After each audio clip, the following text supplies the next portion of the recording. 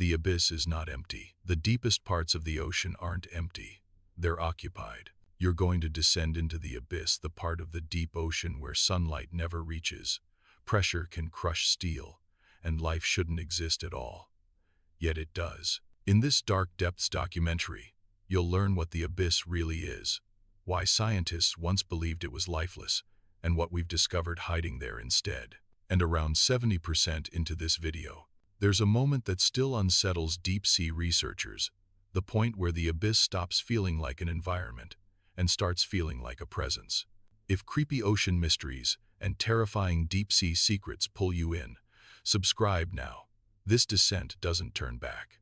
What the abyss actually is. When most people imagine the deep sea, they picture trenches, steep drops plunging into darkness. But the abyss is different. The abyssal zone begins around 4,000 meters below the surface and stretches across vast portions of the ocean floor. It's not a narrow crack. It's an entire world. No sunlight, near freezing temperatures, pressure thousands of times greater than at the surface. For decades, scientists believed this region was empty, not because they lacked imagination, but because the conditions seemed incompatible with life. No light for photosynthesis, little food, crushing pressure. It made sense. But here's the problem. The abyss didn't care what made sense to us. Because when humans finally reached it, the abyss answered back. The first descents into the abyss. When early deep-sea expeditions lowered cameras and sensors into abyssal depths, expectations were low. Researchers expected sediment, rocks, stillness. Instead, they saw movement.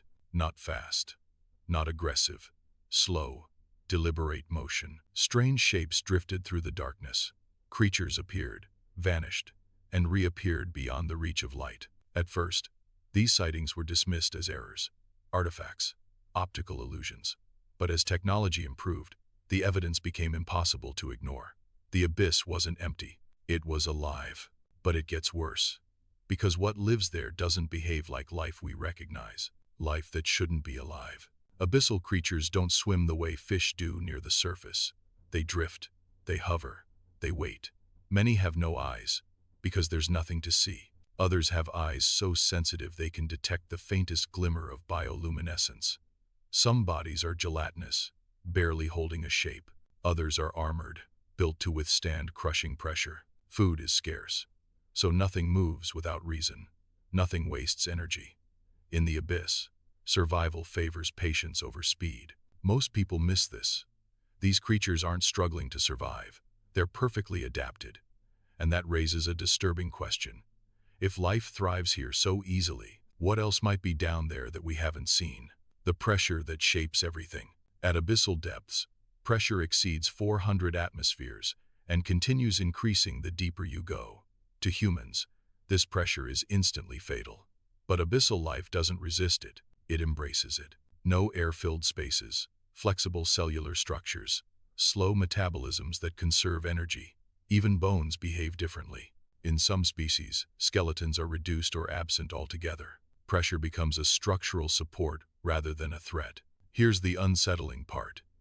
These creatures have never known anything else. For them, crushing force is normal. For us, it's unthinkable. And yet, pressure isn't the most unsettling thing about the abyss. Total darkness and the feeling of being watched. Below the reach of sunlight, darkness isn't like night. It's an absence. Your eyes work, but receive nothing. Submersible pilots describe this moment vividly. Their lights create a small, fragile bubble. Everything beyond it remains untouched, unrevealed, and many report the same sensation. Not fear, awareness. A feeling that the darkness around them isn't empty space, but occupied space. Cameras sometimes capture movement just beyond the beam of light, gone the moment it's noticed. Here's the problem.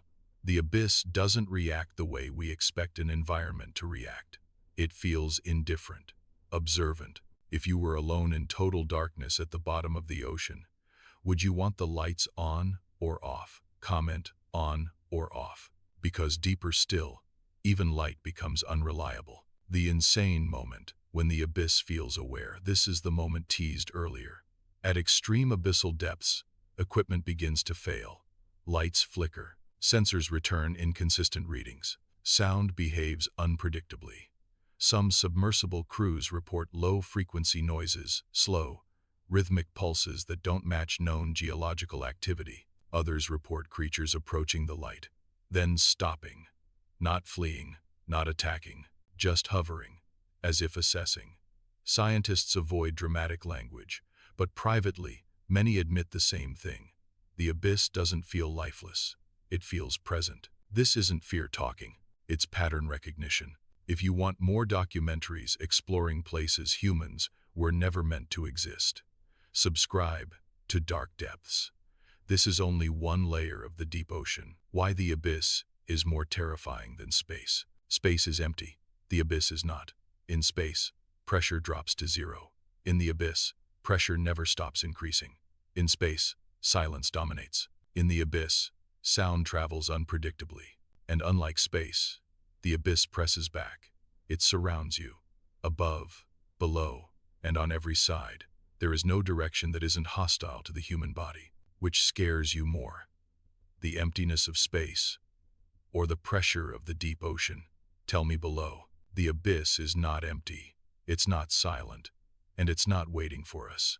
It's a vast, ancient world that existed long before humans and will remain long after we're gone.